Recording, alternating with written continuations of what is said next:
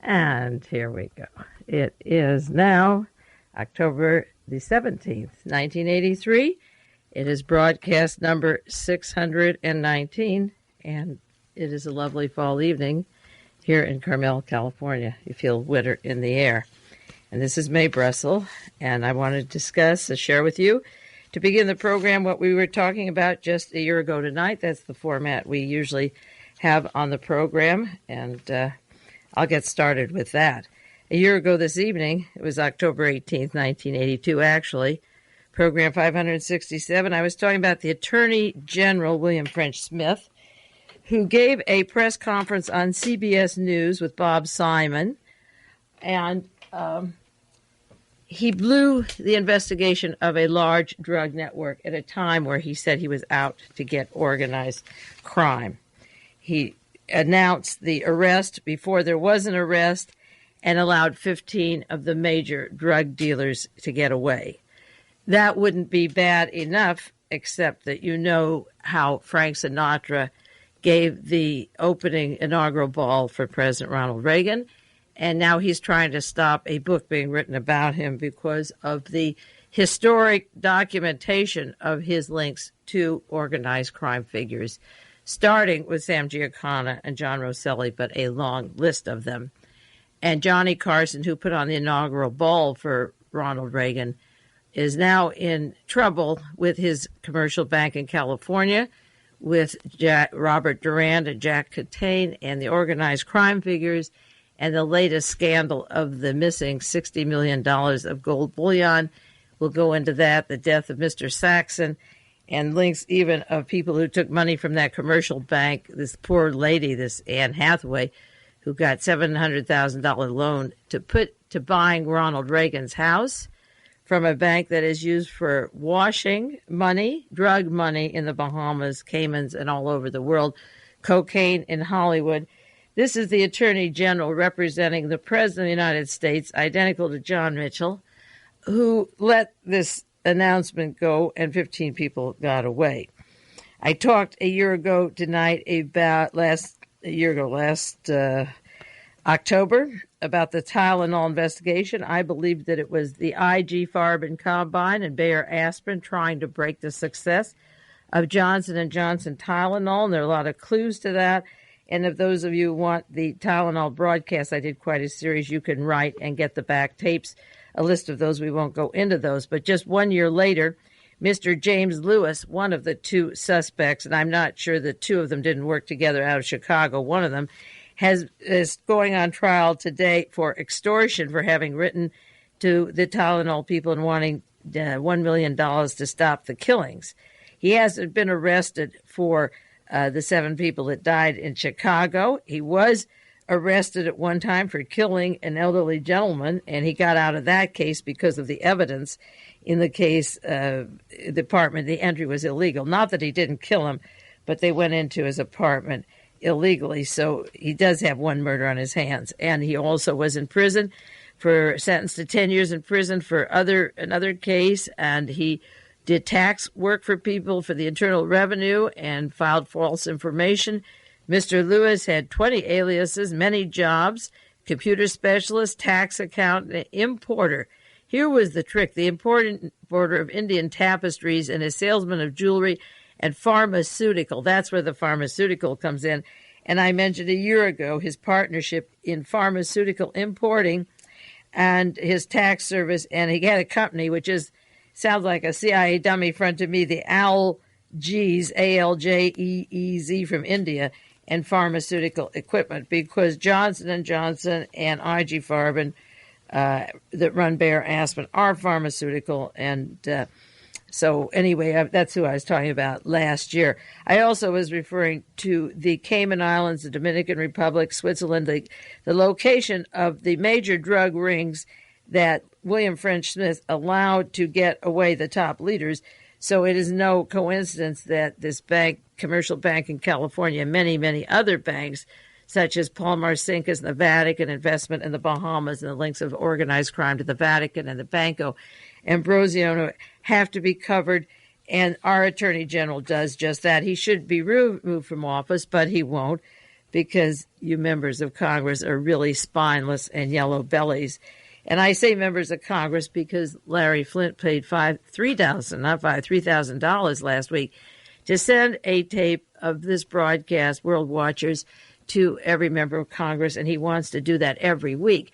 If you have one or more broadcasts, you automatically become a member of World Watchers. So welcome, Congressman. If you hear two of these or play two or even get the sheet or your fingers touch the envelope, you already become a World Watcher. So join the crowd, and maybe out of the 535, if two listen. I think Larry Flynt is an optimist and still believes in the tooth fairy, but if he's generous enough to do this, and if two listen, maybe they won't have a lack of courage. Maybe they'll mention it to others, and some of these stories will be opened up. I also referred last year, to the appointment of Helene von Damme as ambassador to Vienna. That's the secretary that worked for Ronald Reagan for 8 years in California, that worked with TCI, with Otto von Bolschwing, who gave up his citizenship before he died because he was a Nazi, top Nazi in the entire United States, with headquarters in California and Delaware and Sacramento, and had a secretary that he and William Clark put with Ronald Reagan, and then she went on to make the appointments in Washington, D.C. She married a German while she was secretary for Ronald Reagan and translator for Otto von Bolschwing, Adolf Eichmann's superior, living in California, working with Hewlett-Packard and ITT and the entire intelligence network. This woman kept the name of von Damme, her German banker husband, even though she married a Byron Leeds and she's the ambassador. She isn't Mrs. Leeds. She keeps the German name because she's proud of von Damme, and Christian von Damme is or was vice president of La Paz, Bolivia, Bank of America. He still could be. And I was talking about those stories just a year ago because Klaus Barbie was working the cocaine route that ends up with John DeLorean in Hollywood and the same gang that William French Smith associates with. There's a long article on Bolivia and the cocaine connections of Klaus Barbie, and I've done broadcasts on that. Well, the Bank of America, as a vice president down there, Christian von Damme, she keeps his name and is the ambassador under his name. And the scandals of the Bolivia Swiss banks, cocaine connections are horrendous, and I've done programs on those. So that was a year ago tonight. We were talking about that, and she did become the ambassador. And I also talking about the Nixon Gang Strikes Back. That's an article in the Village Voice about Pete Wilson versus Jerry Brown, the background of Pete Wilson with C. Arnold Smith and Mike Kerb and Ken Reitz and Robert Haldeman, the secret mafia organized crime group out in San Diego and California that he's associated with. I was in L.A. this weekend and had the misfortune of having to hear Representative Pete Wilson. He was at a dinner honoring my father in Los Angeles, and he got up, and it's a Jewish organization, Jewish American Heritage. And what do you think he talks about? Moscow, Moscow, Moscow, Moscow. All he wants is war. That is the senator from Medfly, Peru, where the fertile Medflies came in, courtesy of the Central Intelligence Agency, to defeat Jerry Brown. And the spraying airplanes for the malathion came from the same airplane company that is now using the CIA money to bomb the poor natives down in Nicaragua. This man comes out to honor a 93-year-old gentleman and talks about Israel being a democracy. Israel funds the Broider Band, Argentina, the El Salvadorian 14 families that have their bloodbath, El 14 down there. And I'm not aware Israel's a democracy. He had to keep saying Israel because it was a Jewish group. They fly these monkeys down, and you in the House of Representatives and the Senate that get this, I want you to know that there is a time for dignity. There's a time for peace. There is a time for being appropriate. I'm sick and tired of the red baiting. Wherever you go, whatever dinner you go to, wherever you hear, there's a certain group of you men that are on a shtick that make World War III. And it's enough to make you vomit. And I was unfortunate enough to have to listen. It was a captive audience because I went with my parents. And then I also went out to dinner with them 2 nights later and had the unfortunate experience of sitting across from evil Unger. And I looked at that monster face and thought, oh, my God, I was talking about you 1 week ago on the air, how you want a jury of 10-2, how you want the grand jury to be secret, how you want the judge to select the jury, these appointed judges. with their biased interests along certain lines, and you want hearsay to lock us up in jail again. And I remember you, Evil, from your years in California as the Attorney General in California, a district attorney who lied about Sirhan and let Thane Caesar, the man from Lockheed who did the fatal blow to Robert Kennedy, get off where he can organize Nazis in Riverside. I had to go to the restaurant 2 nights later and see Evil Unger. If that's some weekend, I'll tell you. And I had other thoughts, too, about him and Donald Segretti at Fort Ord and the machinations up and down this state that touched my family personally and a lot of other people. And he, I'm sure, knows Mr. Winty, who worked with E. Howard Hunt, who was assigned to my family. I was told that by Johnny Meyer 3 weeks ago when I was up in Canada. The 2 agents that reported back to the Central Intelligence Agency and Johnny Meyer about me and everything that goes on in our family. And I attribute the tragedy and the loss in our family to a man, and I have to look at him, and I think of Nazi Germany, how these respectable Army officers, and he's in the Army at the present time, and the FBI and CIA, similar to the Gestapo, they look so charming and so eloquent, dressed up and eating a fine dinner, and all the luxury of being a civilized person, and in their head, they're barbarians. And someday history has recorded what they've done, and maybe you yellow bellies in Senate and Congress someday will face the truth of what went on in here, because the governor in charge of it is now the president of the United States. Now, along with the tape cassettes that go out to each member of the Congress, I'm also enclosing a letter to them, and the letter this week has to do with sex and politicians, because they seemed a little shocked that Larry Flynt sent them the Hustler. But what I wrote to them was that sex and politicians are always bedfellows, that it's natural that World Watchers, my program, should be provided to you by Larry Flynt, because there's more screwing going around in Washington than there is between the covers of those magazines. And the country, I've always said, since I studied the assassinations, is run by 2 elements. Power moves by 2 things, whether it is what the Soviet Union has on us, what one candidate has on the other, or who holds the gun, or who has the whore, and who has the films. It's bullets and it's blackmail. That's what runs the power structure, and nothing else. And you constituents can talk about, is the economy up? Did he bring it up? What's the economic indicator? Was he successful at that? Is everything going well? Bullets and blackmail is the name of the game. And I asked in the letter this week, going out with the broadcast tomorrow to be sent to the members of Congress, what percentage of you current members of the Senate and House have been blackmailed with photographs and documents? Only you know. We won't know that. Many of your constituents don't realize that you come to the office with promises of importance of what you'll do for these people, and they vote you in believing you'll help them at home, and you've been compromised in your hometown or out of town or out of the country with other women than your wives, with other men, or a combination of all 3. Adolf Hitler used sex for blackmail. That's history now, how he helped get into power. Lyndon Johnson and Bobby Baker controlled Congress with their purple houses and their whores. Koreagate was Susie Parks and the little room behind the Senate or the House office building, and a lot of doors opening in and out with these Korean women. And even Tip O'Neill's name was mentioned at the time, the Speaker of the House.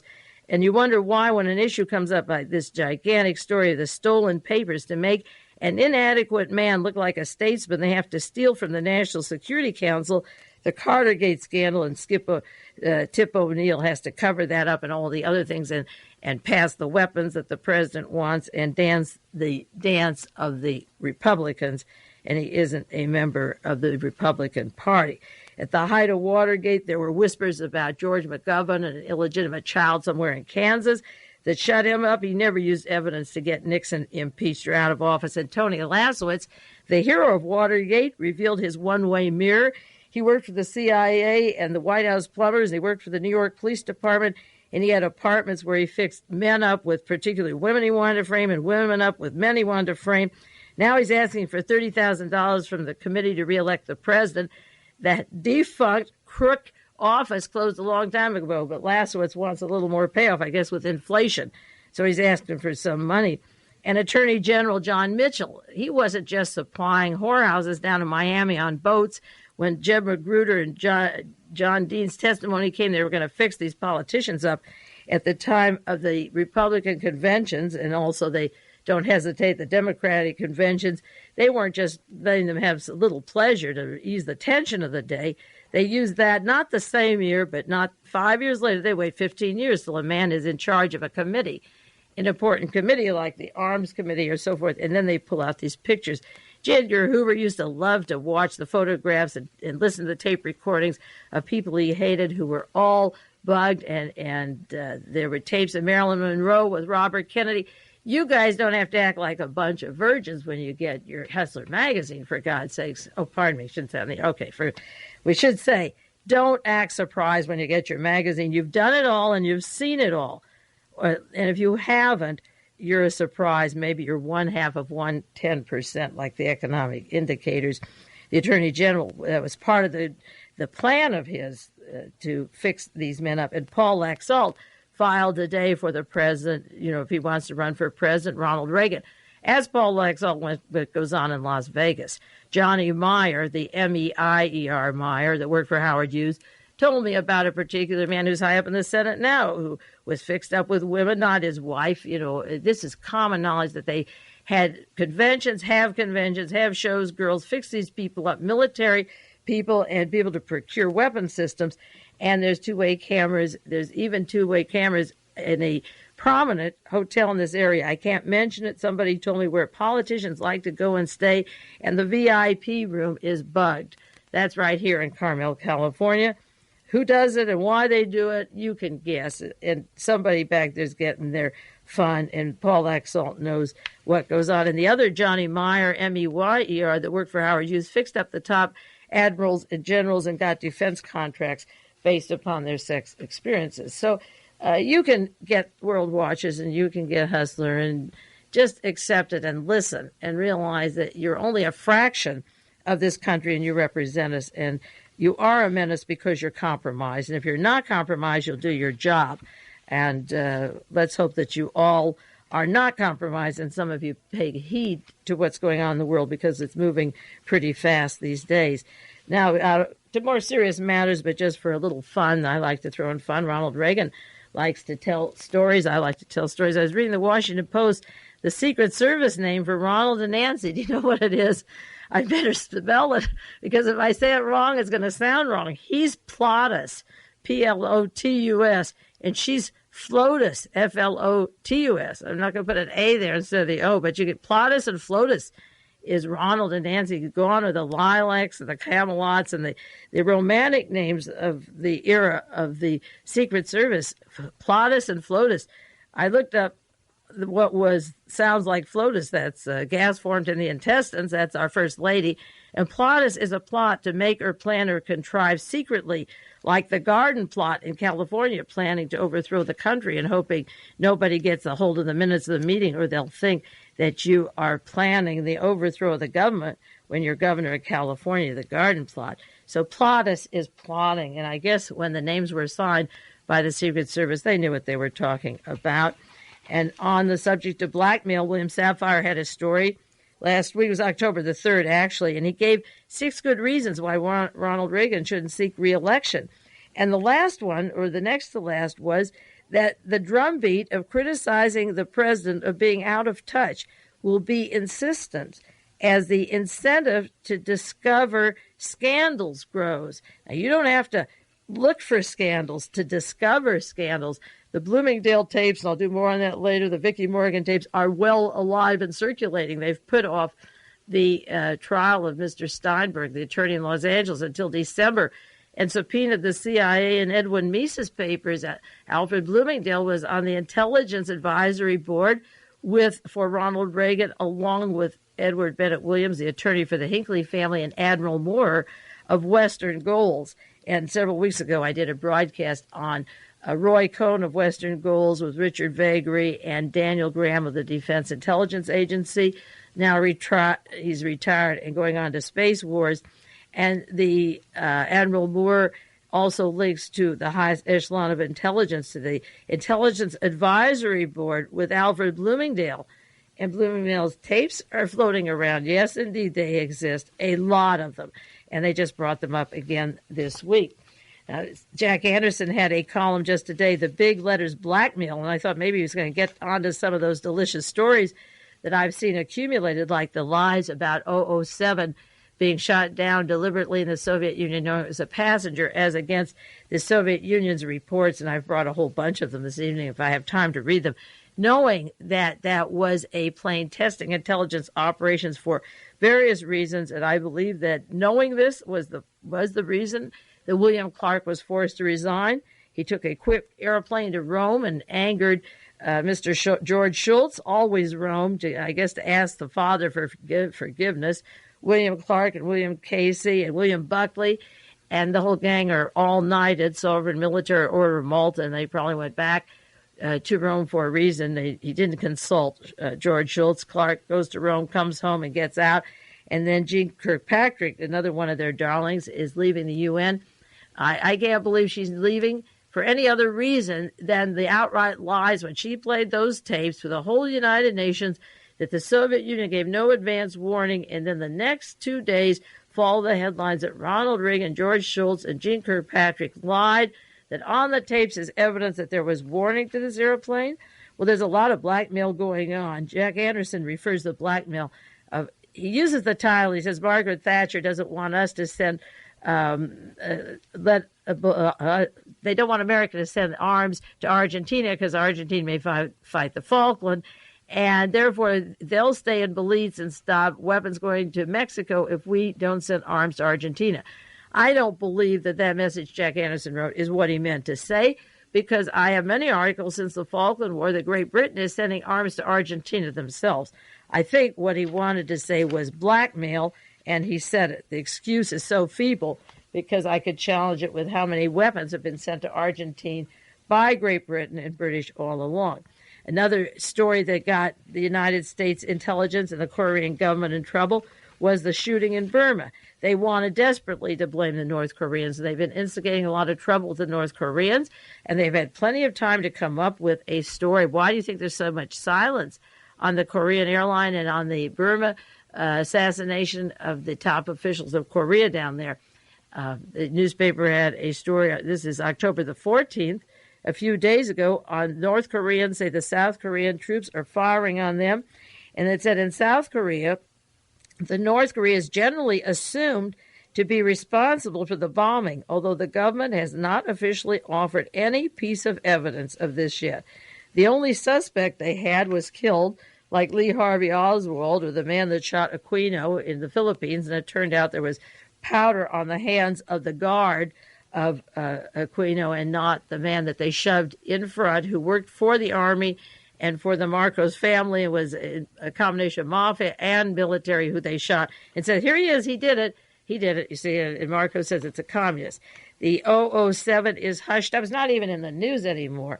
And they hope it'll go away, I'm sure. And I'll read you some quotations about Ronald Reagan. He couldn't figure out why it was in the news for 3 weeks. He got everything he wanted out of it, particularly the MX, the binary gas, and the insult to the Russians in Madrid, and breaking up the Human Rights Conference in Madrid, and then destabilizing the arms talks, and a lot of mileage and propaganda. And they thought, well, now in 3 weeks it'll be over, and we'll unload Larry McDonald at the same time. Vicki Morgan and Larry McDonald must have been a source of glee to certain people to get rid of them because of what they know and their links not only to this terrible trial that's going on in Los Angeles, and we'll do a little more in a minute, but that's the kind of blackmail that is going on. Some countries know that other countries are lying. The Soviet Union knows we're lying. North Korea knows that they didn't do the shooting in Burma. They trade with Burma. They have few people they trade with. Why would they shoot those people down there?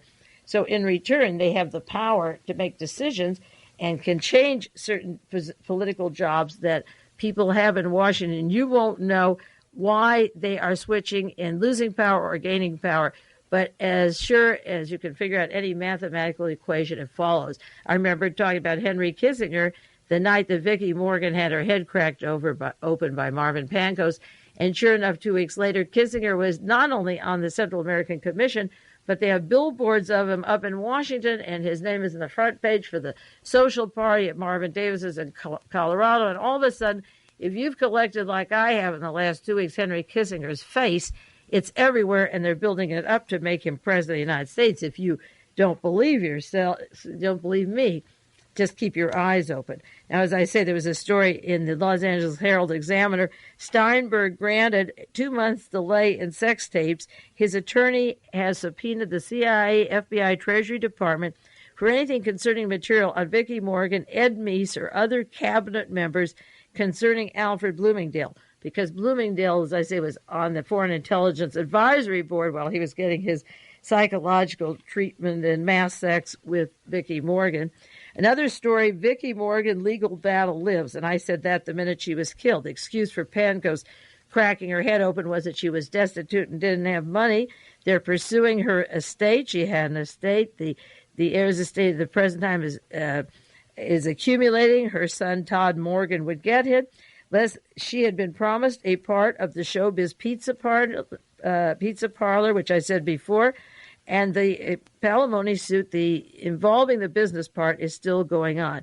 We intend to pursue the case. Michael Dave, Morgan's attorney, said yesterday the son, Morgan's mother, Constance Lanny, has been charged to be administer the daughter's will, and any money would go to her son.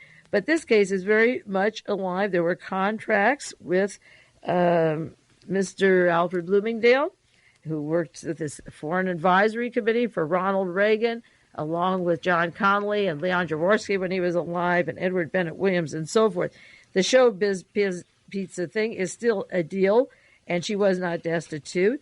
There's an article about her in U.S. Magazine, September 26, Scandal's Plaything. A month before her murder, she tells the story of her kinky life as Bloomingdale mistress, and it's quite interesting. It tells about how Morgan contacted Marvin Mitchelson, and I mentioned a few weeks ago how her attorney, the week that she's dead, he's smiling in the London Observer, London Times, and then flies to a party of Roy Cohn from Western Goals out there in Washington, D.C. The story of Vicki Morgan's life was in U.S. Magazine. She was beginning to talk. There's a large picture of her with the lovely Bernie Cornfeld, and a very sexy picture. While she lived with him, she was also with Bloomingdale, so you get the CIA and the crime syndicate and all of them rolled into one, and you understand why they took this baseball bat of her son and let Mr. Pankos crack her head open. That case is still alive and going, and there's still pictures about her, and as I say, they've held up the trial to ask for tapes, because certainly if Bloomingdale is put on the Foreign Advisory Board, they must look into his background, so they must have something of little Vicki in the CIA papers just to clear Alfred Bloomingdale when he gets his appointment, and he's seeing her regularly. Another big scandal going on in Los Angeles, as I say, is the gold bullion. Alan David Saxon, with the gold bullion scandal, $60 million going, and $2 million a week he's sending down to somebody in South Africa, to Rio de Janeiro, and has offices in Hong Kong and Dallas, Texas. And this fellow was supposed to be on the board of the bank that Johnny Carson had that went defunct, but he couldn't be on because he didn't want to be investigated too carefully. He had a friend who was on the board of directors with Johnny Carson and his pals. And I'll do more of that in 1 minute. We'll take a 1 minute break, and then I'll do more about Alan David Saxon, because this certainly is going to rub into the Hollywood cocaine connection, the gold smuggling connection, the Kukurans in his car, the South African international connections. This was a bunch of sleaze in the same office building as a commercial bank in California. It's like Banco Ambrosiano and the Vatican Bank and Roberta Calvi being in the same building as Steve Baum, the international drugs, narcotics, and weapon in Milan, Italy. This Saxon and his offices were in the same building as the Johnny Carson Bank in Beverly Hills, or on the border of Beverly Hills and Los Angeles. We'll take a 1 minute break and then go back into the rest of that scandal.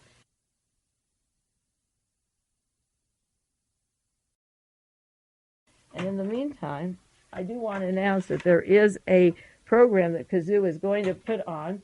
It's called Ancient Future, a group of world fusion music ensemble, and it begins November the 5th at Moraga Concert Hall in Santa Cruz.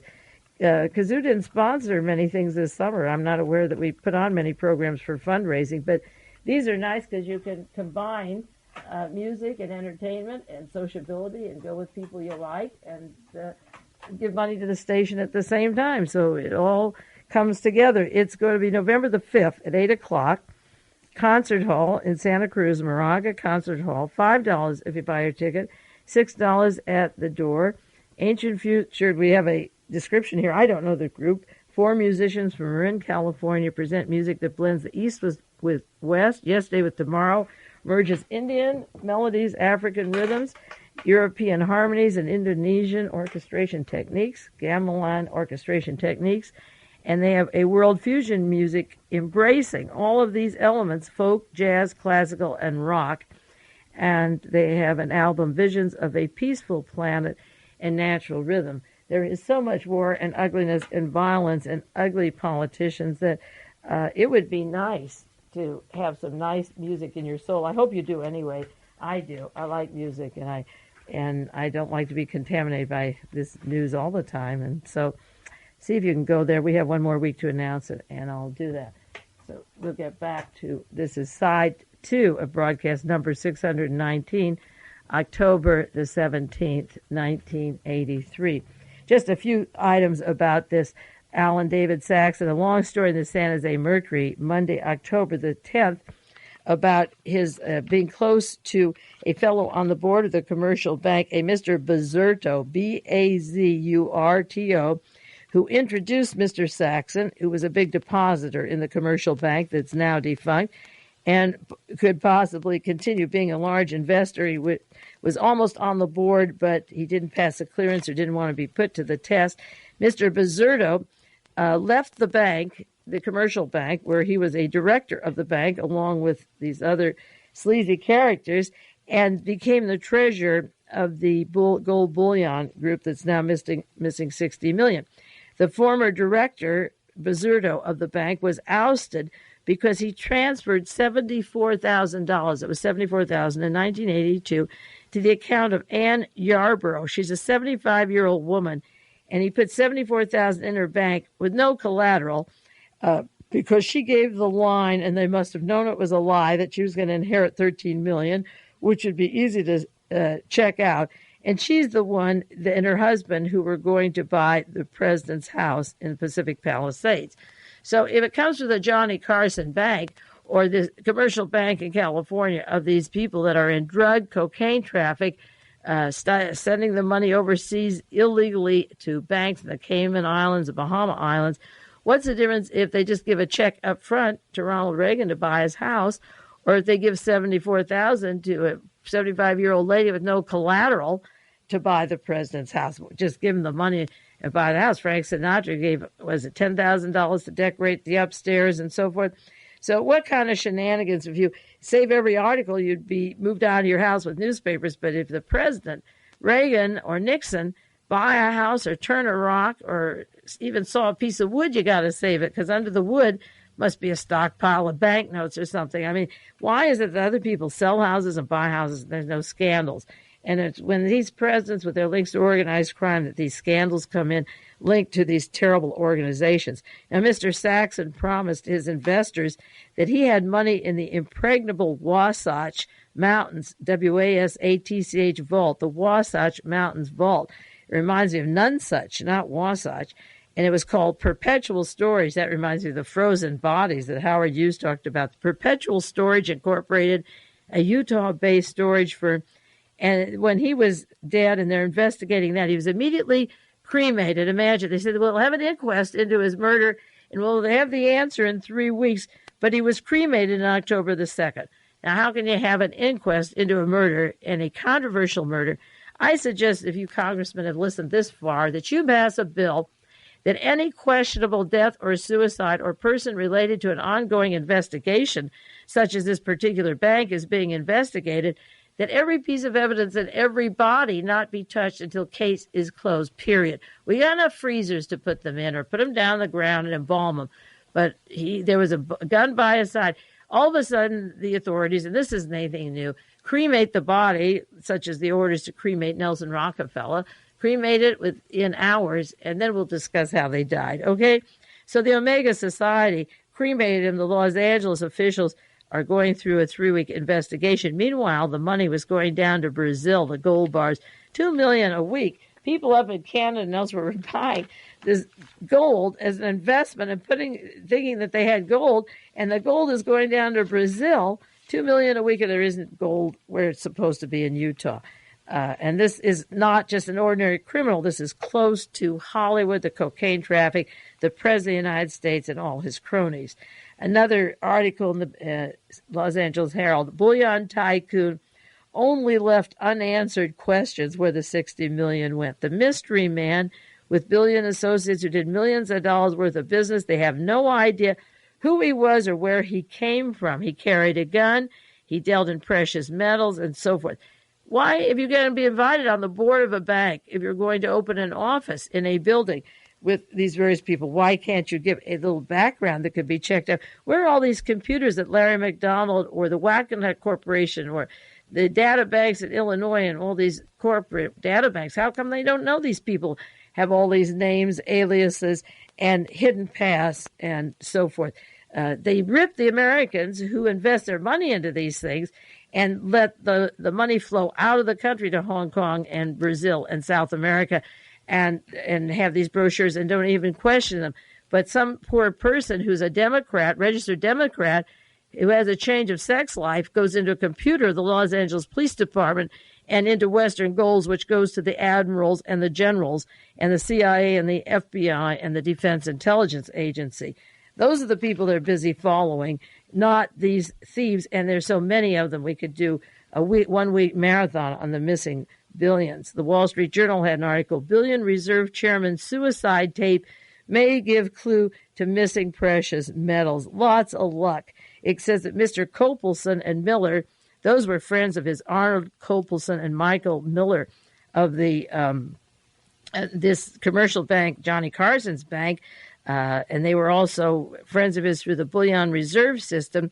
They've been involved in investigation. There's a suit that holds that they jointly had $1.7 million belonging to the bullion reserve system. Copelson and Miller, former officers and directors of Commercial Bank of California, gained attention early this year when they were sued by fellow bank directors, including entertainer Johnny Carson and his lawyer Henry Bushkin.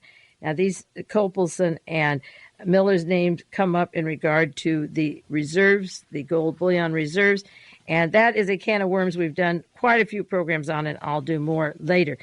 The Los Angeles Times has a story this last Saturday. Cucurons reported in Saxon's car, $18,000 and gold coins in the trunk of his Maserati. What do you have, a $58,000 car with the South African Cucurons on it? The great L.A. gold bud sting, another story. Thousands who invested in bullion firm are out millions. And it goes in again to the Bank of California. The bank was run and used by organized crime figure Jack Catane. It was closed on charges of extortion, kickbacks, racketeering activities, and 30,000 people across the country and in Canada have lost $60 million worth of storage, and the coroner's office has ruled the death as a suicide, but they're going to determine if there were any drugs in his body. The body, as I say, is cremated, so that's just a lot of blah, blah. But the bank vaults were empty. The man has national, international connections, and he, as I say, reportedly loaned, it was $1.7 million, to Arnold Copelson and Michael Miller, the directors of the commercial bank. He loans it to them. He's handing out. He's got $60 million. He can give it to anybody. Was it ever paid back? Or is he handing these directors of the bank this money? And then, as I say, he is offed at a time when he's about to be investigated. He's gotten a court order. He will be investigated. It's like Larry McDonald gets a court order. The grand jury were going into Western Goals, and their Los Angeles Police Department files that are in Western Goals back east, and 12 days later, Larry McDonald is dead. They're going into the investigation of $60 million of the gold bullion, and Saxon is dead. Well, that's so common. I just bring it up because those of you who listen regularly follow the pattern week after week, the way that takes place. There's a story. William Safire had another article this week on Frank Sinatra hits back his way. And there's Frank Sinatra holding a microphone with lots of chips, gold chips in Las Vegas. He has the jackpot. And the story is about the First Amendment, the right of freedom of press, and how he wants to sue somebody to write a book about him. And this article says this is a dangerous precedent. The Howard Hughes organization tried that. They had Rosemont Corporation. It reminds me of Rosebud, the mystery of that Orson Welles did of Randolph Hearst. The Howard Hughes people use Rosemont. The names are always close and very interesting because it's symbolic. Nobody could write about Randolph Hearst when he was alive, ever. Those were orders, and nobody could write about Howard Hughes. And so they formed this corporation that anything that was written about him, even though he's the largest single contractor of your tax dollars that got it eased to a $1 trillion debt, you couldn't investigate who the guy is or write about him. Now, Frank Sinatra wants to sue this Miss Kelly, who's writing a book about him. He objects to the fact that Kitty Kelly wants to tell about him. And William Sapphire comes in and says this is a very dangerous precedent that you can't control what's written. He said Frank Sinatra's a power, and he dares anybody to challenge that power, and a power he is. The voice, he refers to him as the voice, still echoes in presidential history. According to an undisputed account of Judith Exner, it was Sinatra who introduced her to John Kennedy on the eve of his New Hampshire primary in 1960. That's also about the time when, in 1960, of his primary, when Robert Mayu of the Howard Hughes organization set up the hit teams with Sam Giancana and John Rosselli in 1960. Robert Mayu of the CIA and the FBI. Sapphire says it was weeks later that Sinatra introduced her then to Sam Giancana, the Chicago gangland leader. Now, keep in mind that in 1960, Sinatra introduces Judith Exner to John Kennedy, and in 1960, Robert Mayu is hiring Sam Giancana for a hit team to kill, along with John Rosselli. CIA and FBI hit team to kill. The hit teams were hired the same time that Judith was introduced to John Kennedy, and then she goes back and forth between John Kennedy's bed and Sam Giancana, who's been hired for a murder team. The Chicago gangland leader. And Sapphire says her subsequent dual affair with the nation's most powerful mobster and the most powerful political leader caused the director of the FBI to go to the Oval Office and sever the incredible connection. That's history, not gossip. And I know of one distinguished historian who's trying to get the government files on the possible penetration of the White House by organized crime. Sinatra's friendship with Giancana caused the Nevada Gambling Commission to turn down the singer's application for a license in 1963. It was Giancana who was chosen by the CIA for assassination team, along with mobster John Rosselli. Giancana and Rosselli, of course, again, were murdered, one after he testified before the House Select Committee on Assassinations, and the other before he was about to testify. So in 5 minutes, I've just mentioned 4 people that were involved with criminal investigations who were murdered. If you congressmen want to go into Murder Incorporated, if you want to go into that, you come to my house, and I'll show you 6 filing cabinets, 26 inches deep, of people in the United States that were murdered like this, just for lots of different reasons. And one of them, because they were about to be exposed or to be forced to testify about information that would involve your president and your former president, and you too, some of you. So this isn't a very clean age. And if you want to know what's going on besides your little choice of economic indicators and your little phony excuses to have an election of what the campaign issues will be, I'll show you some campaign issues.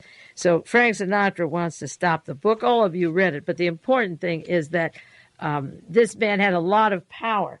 And it was the same year that the Giancana is set up with the hit team by the CIA that Frank Sinatra has Judith Exner with Giancana and John Kennedy. And you know, I think most of you know by now what happened to John Kennedy.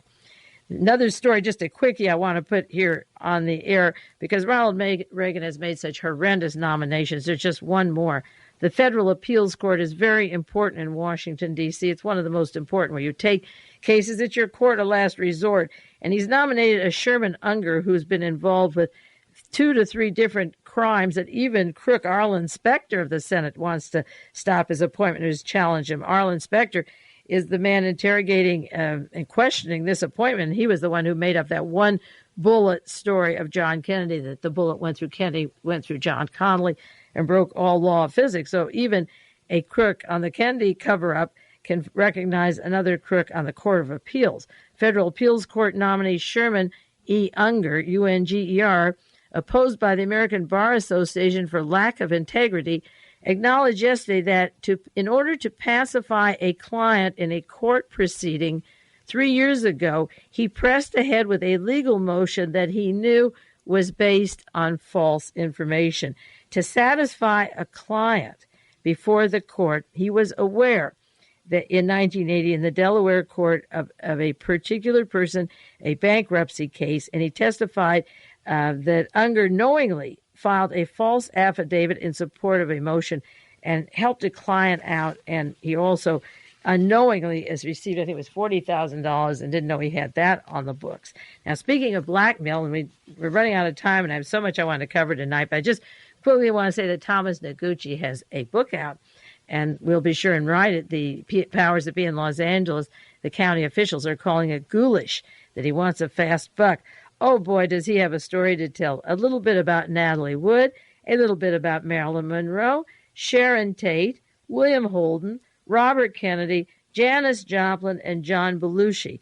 Now, if you took those 6 or 7 deaths and you took all the information that I have in my house alone, not freedom of information or whatever, about these particular murders, you could get rid of the major crooks in the United States, and it would lead you directly to the assassination teams all over the United States. Robert Kennedy's assassination is linked through Robert Byron Watson right down to Larry McDonald in DeKalb, Georgia. Ebel Unger was the district attorney in Los Angeles that covered up the assassin. And in his book, he tells that there's a second gunman. That was that Thane Caesar, who lives out in Riverside now. Again, to Larry McDonald, just a little bit. There isn't time to do as much as I want, but I want to touch up some more on Western Goals, because Western Goals is the combine of the military, the Nazis, the Birch Society, the organized crime syndicate. And Larry McDonald, rather than being deified by you members of the House of Representatives, I want you to know, in case you didn't hear my past broadcasts, and you can send for them, that he has very strong links to the Nazis and the syndicate, and this is very, very important. Larry McDonald, I got a letter from a man who published an article several years ago on Western Goals. He lives in Athens, Georgia, and he sent me the article, and he got my broadcast on Larry, and I mailed him the court affidavit that Robert Byron Watson did for G. Robert Blakey, closely associated with Mo Dowlitz and the crime syndicate, who headed the House Select Committee on Assassinations. Robert Blakey did not open up this case. He was given $6 million to open up the murder of Martin Luther King and John Kennedy, and he didn't do it. There were doors closed on that. And Robert Byron Watson was one of those who had an affidavit that was not publicized. And I sent it to this man who's a newspaper man in Georgia, and he wrote to me, "Dear Mae, you're tying Representative Larry McDonald to the Nazis, the World Odessa Nazi organization, and the syndicate, which is the drug organized crime syndicate, is right on target. Also, what you said about Chile. You may notice that Roy Cohn has been added to the board of directors of Western Goals since I wrote my article. That's why he isn't on it. Mr. Senholz, Senholz, aside from what I had in the article being on the board and important, Mr. Senholz, to Larry McDonald and Western Goals, was a pilot for Adolf Hitler's Luftwaffe. He was a Luftwaffe pilot in World War II, killing off Americans and British and all over the world. He was a pilot. He's now on Western Goals. And Mr. Unkefer, Unkefer, was a consultant, in quotes, to the Pinochet regime. That's when the Nazis came back in power with the swastikas in Chile. In light of Watson's testimony and his affidavit, this is really interesting. It's an interesting thing about him, Mr. Unkefer, because he's a precious and strategic metals broker, which really boosts what Robert Byron Watson said about gold smuggling in South America from DeKalb County in Georgia. Mr. Wigner is another German who came with the Nazis. That is Mr. Wigner, Western Goals, who runs the German counterpart of Western Goals. One of the big donors of Western Goals is Nelson Bunker Hunt. And he goes into Mr. Conine, Lucian Conine, and Mitchell Warbell. I'll do more on that later. And their relationship to Alexandria, Virginia, their office there where Western Goals is. Now, the article he sent me, I'll just give you a few sentences from it. He was writing a few years ago, Congressman Larry McDonald, the Bircher urologist from Georgia, has proposed a new method to protect the nation against commies and perverts. as if Nazis aren't perverts. Okay, he has a foundation that will be computerizing thousands of documents relating to internal security. The experts on his rostrum of Western goals reads like a who's who of American paranoids. Along with McDonald, two members of the foundation's advisory board are members of the John Birch Society. One of them is Sherman Unger III, from Illinois, rather. He served on its board and once was the advisor to the Central Intelligence Agency that installed military dictatorship in Chile of General Auguste Pinochet. And I said many times before the relationship of Larry McDonald to Pinochet and the notorious DINA and the terrorism in Chile. Robert started, he said, another member, was one of the founders of the Birch Society. He remembers a member of its board. He served as director and trustee of Raytheon, a prime defense contractor and a member of National Association of Manufacturers. Isn't Raytheon the corporation that Admiral Moore was on, where his money, no, it wasn't Admiral Moore, it was Edward Teller, who had advanced knowledge and made a huge profit from Raytheon? I'll have to look that up. I remember that corporation. And if Edward Teller is on the board of Western Golds and Robert Stoddard is on the board of Western Golds, then they indeed had early foreknowledge and made a huge profit just before a contract came in for the Defense Department of Raytheon. This author of this article said there are two other congressmen on the foundation, like McDonald, with close ties to the Intelligence and Armed Services Committee. Now, why is this article important? Because the Los Angeles Police Department takes records, and if I don't have time tonight, I'll go more on the recent articles on the LAPD, how they investigated people in their current marriages. Here's one story from the LA Times last week that they kept information on the sex lives of Los Angeles officials, and sometimes they would just check people way outside of the police department's interest. Their information included a person's political affiliations to his latest lover. That's why I'm saying that you congressmen or you listeners shouldn't be so surprised and act shocked if you get Hustler and look at a little flesh between the covers. Your police departments follow these people, write reports, then put them into Western Golds to go to the Defense Intelligence Agency so that other men on the board of Western Golds had close ties, have them, because they're still putting computers into major cities around the country, close ties to Intelligence and Armed Services Committee. Because Larry McDonald is dead doesn't mean that they're not still doing the same thing. If they're good at it and they have the computer and they said they don't have to tell what else goes into the $100,000 computer in Long Beach at J. Paul's garage, all they're concerned with the Los Angeles files. I'd like to know what else goes into the computer. John Ashbrook, when he wrote this article, was still alive. He has passed away and his wife is on the board. John Ashbrook at the time was on the Intelligence Committee and served on the House Internal Security Committee and its infamous predecessor, the House Un-American Activities Committee. John Ashbrook from the House Un-American Activities Committee with Roy Cohn and Senator Joe McCarthy, and the House Internal Security Committee, where Louise Reese worked for these committees, and John Reese, and then went to work for Larry McDonald and Western Golds. Ashbrook was a ranking Republican member of the Intelligence Oversight Committee, charged with bringing in the more rabid elements of the CIA and FBI. And Congressman Bob Stump, your fellow member of the House of Representatives, serves, according to this article, in the House Intelligence Committee and the Armed Services Committee. The foundation has its share of military types. General John Singlaub is noted for being fired by President Jimmy Carter. Admiral Thomas Moore and Singlaub has a large role in the Korean scandal, Koreagate, and I believe, I may be wrong, that he was down there with Jesse Helms for this affair that Larry McDonald didn't make when he flew alone over the ocean, over the Soviet territory, just September the 1st, this couple of months ago. Admiral Thomas Moore is a member of the Joint Chief of Staff. He was a member of the Strategic Bombing Survey Team that assessed the damage at Hiroshima and Nagasaki after the atomic bombs were dropped, and I've done a lot on Admiral Moore. General Lewis Wald and General George Patton, the third, are board members, and A-bomb proponents are Edward Teller and Eugene Wigner.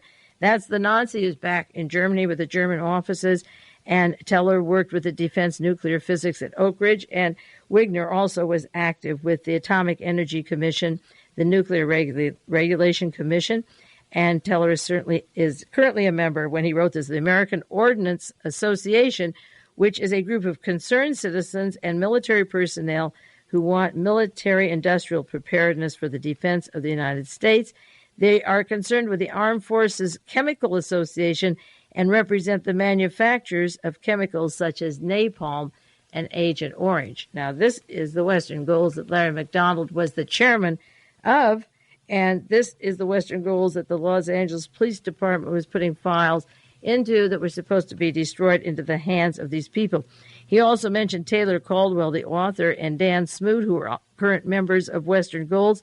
She served on the Board of Special Inquiry of Immigration and Naturalization, and during the years 1924 to 1931, tried to get rid of communists in the United States. Those were the years when Adolf Hitler was doing 400 or more political assassinations in Germany, and Germany was sending over their top spies to the United States. They have many books of espionage from the end of World War I up to Pearl Harbor of Germans infiltrating the United States government, corporations, businesses, and setting up cells. Dan Smoot, a member of the Board of Western Goals, is a former FBI agent, active in a foundation. He had the Facts Forum and the Smoot Report. He sort of quieted down.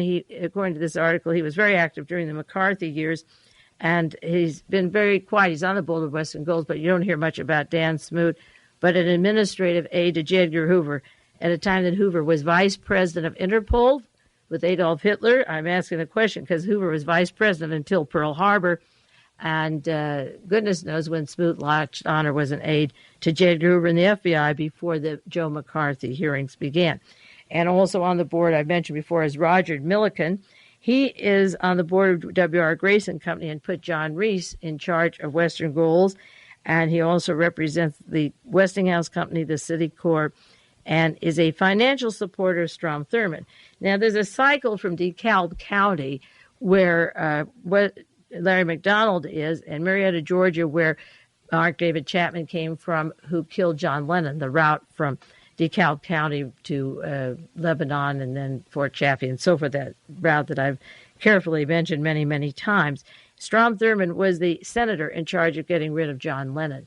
And then when he couldn't get rid of him, when you couldn't deport him, then the wheels were set that if he ever surfaced, he'd gone under. It was time to kill him. And Edwin Frank Chirple, and Edwin Wilson, and the Central Intelligence hit team were closely associated with Strom Thurmond and delivering bags of money at a time just prior to the murder of John Lennon. And so the links of Western Goals, not only to John Kennedy, Robert Kennedy, Martin Luther King, always existed with Larry McDonald. But you have J. Peter Grace, his company, and John Reese. And for those of you that don't have the background tapes on Grace, I won't repeat them again tonight. Well, that time is running out. I can't do any more on Western Goals. But what I'll do, that's just an article that was written a few years ago, and I wanted to share it with you.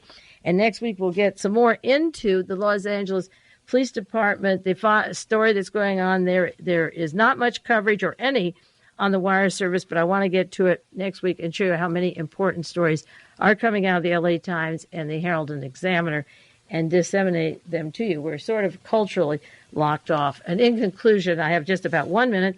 The London Observer has a story about Ronald Reagan going to the United Nations when he was going to discuss his great foreign policy to these skeptics. And the Observer says that Ronald Reagan was very surprised. He was advised that the Russians, who usually just write off his sayings and don't take him seriously, were responding to the accusations of the airline, the commercial airline that went over their territory, and they weren't going to take it lightly.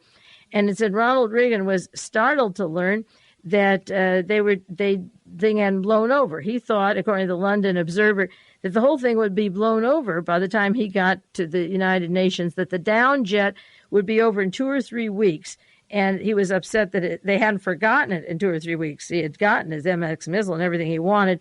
So they told him to slow down a little and don't do so much political opportunism on the airplane flight because he shouldn't harp on it too much because it hadn't yet blown over.